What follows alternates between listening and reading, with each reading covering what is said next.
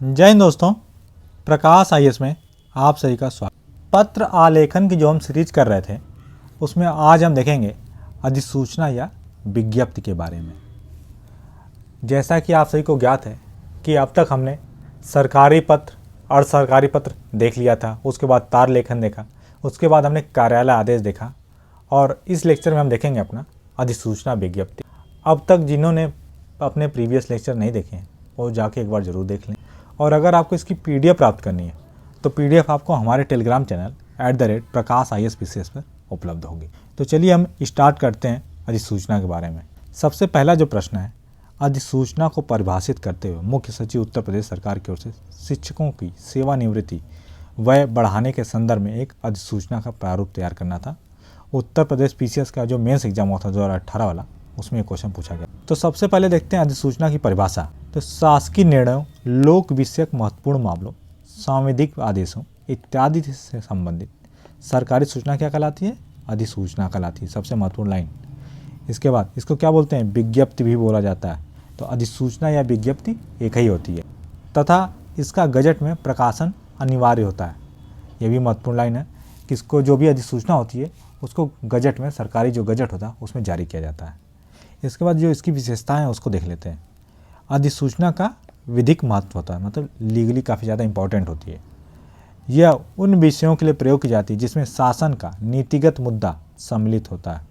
अधिसूचना शासकीय विषयों का सबसे प्रभावित दस्तावेज मानी जाती है, मतलब सबसे ऑथेंटिक सोर्स होता है आपका जो भी शासकीय विषय होते हैं उसमें। अधिसूचना राष्ट्रपति, राज्यपाल या सर्वोच्च प्राधिकारी द्वारा जारी की जाती है, इसलिए इसका प्रकाशन सरकारी गजट में किया जाता है। यह किसी विभाग के संबंध में सरकारी सूचना होती है। कभी कभी यह आम जनता से संबंधित होती है। इसीलिए हमने लास्ट लेक्चर में भी देखा कि जो कार्यालय आदेश और इसमें डिफरेंस क्या हो जाता है कि जो कार्यालय आदेश होता है किसी कार्यालय से संबंधित होता है, ये सिर्फ जो उनके अधिकारी हैं, प्राधिकारी हैं, उनके लिए तक सीमित होता है। लेकिन जो अधिसूचना होती है वह जनमानस तक के लिए भी हो सकती है। और अगला है, अधिसूचना में पृष्ठांकन अनिवार्य होता है।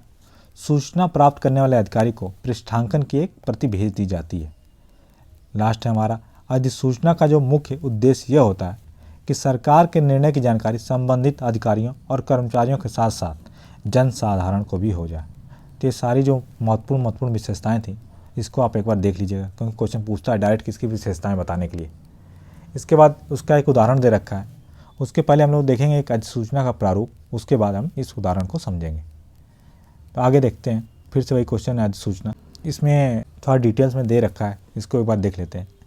अधिसूचना का आशय विभिन्न सरकारी कार्यालयों में, चाहे वे भारत सरकार के नियंत्रणाधीन कार्यालय हों या विभिन्न राज्यों की सरकारों के नियंत्रण के अधीन आने वाले कार्यालय हों, सरकारी कर्मचारियों की नियुक्ति, उनकी तैनाती, प्रोन्नति, उनके स्थानांतरण, उनकी मौलिक नियुक्ति या स्थायीकरण आदि से संबंधित आदेश समय समय पर आवश्यकता अनुसार जारी करने पड़ते हैं।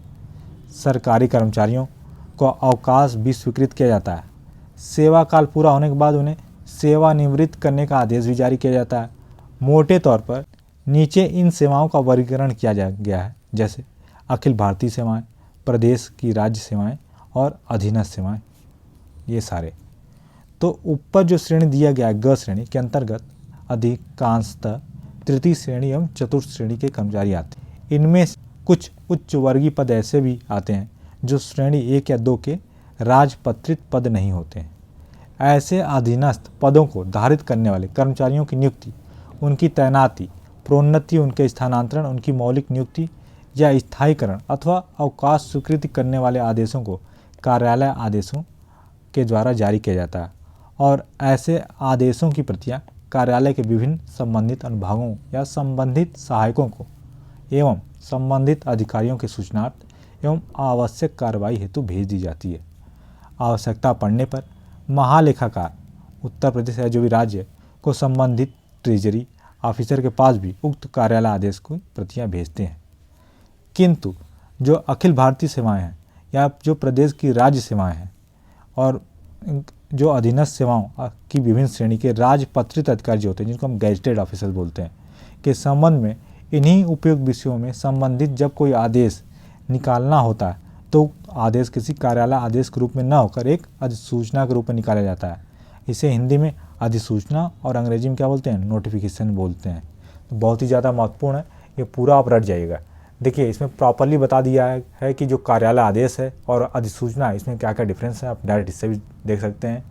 और कार्यालय आदेश कहाँ यूज किया जाता है, कार्यालय आदेश यूज करते हैं जो भी हम 3rd श्रेणी या 4th श्रेणी के जो हमारे कर्मचारी होते हैं, या टाइप 1 टाइप 2 के भी जो कर्मचारी होते हैं जो कि राजपत्रित अधिकारी नहीं होते हैं, उनके लिए अगर कोई आदेश जारी किया जाता है, उनकी नियुक्ति, उनकी तैनाती, प्रोन्नति, स्थानांतरण या उनका जो अवकाश स्वीकृत किया जा रहा है, अन्य कोई भी जो भी से संबंधित उनसे संबंधित जो आदेश होता है उसको हम कार्यालय आदेश के रूप में जारी करते हैं।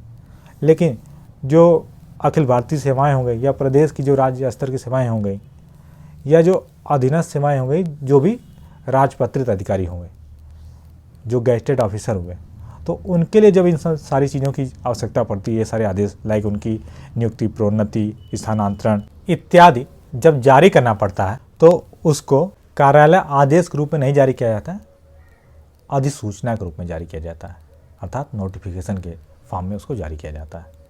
आगे हम देख लेते हैं जो विज्ञप्ति अधिसूचना होता है उसका एक प्रारूप या नमूना। तो सबसे पहले पेपर के मध्य में लिखा जाता है विभाग, नीचे अनुभाग, फिर संख्या, फिर स्थान, कामा दिनांक। स्थान और दिनांक एक ही लाइन में लिखते हैं कामा लगाकर। इसके बाद जो विज्ञप्ति होती है उसके बाद हम पैरा स्टार्ट करते हैं। इसमें कोई भी संबोधन नहीं होता, जैसे महोदय कुछ भी नहीं। एतद द्वारा सर्वसाधारण को सूचित किया जाता है कि आगे जो भी बातें लिखनी है उस पैरा में पैरा, उसके बाद कंप्लीट होने पर पूर्ण विराम। इसके बाद जब हम अगला पैरा स्टार्ट करेंगे तो नंबरिंग देते हुए अगला पैरा लिखेंगे, पूर्ण विराम। दाएं साइड में आज्ञा से हस्ताक्षर, नाम ब्रैकेट में, उसके बाद पदनाम। इसके आगे प्रतिलिपि निम्न को आवश्यक कार्रवाई हेतु प्रेषित करते हैं।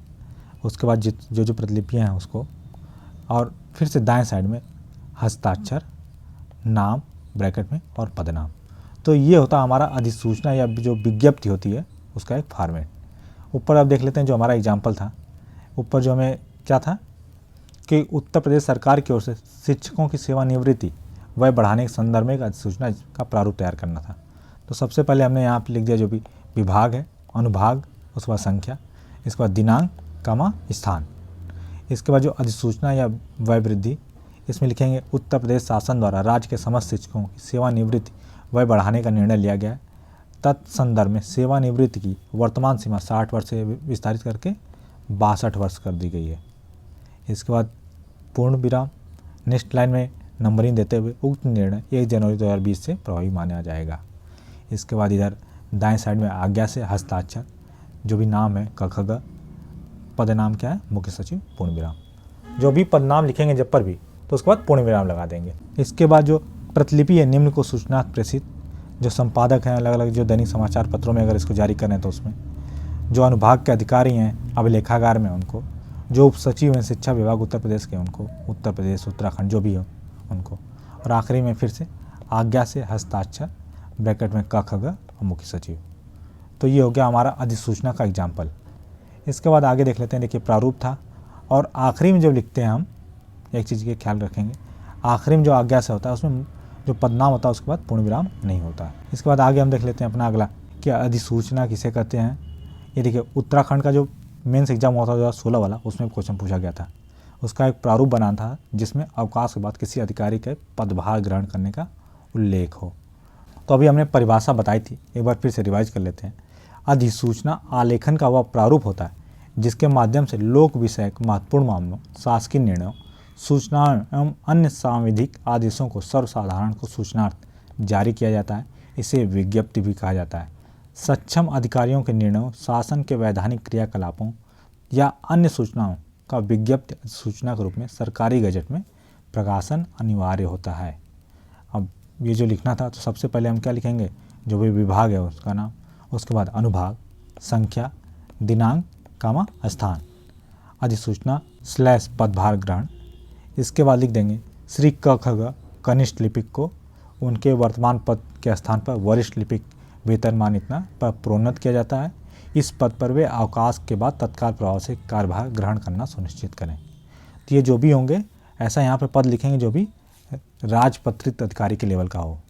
ठीक, इसके बाद इस संबंध में उक्त वेतनमान के अतिरिक्त सभी अनुमन्य भत्ते एवं सुविधाएं श्री क, ख, ग को देय होंगी।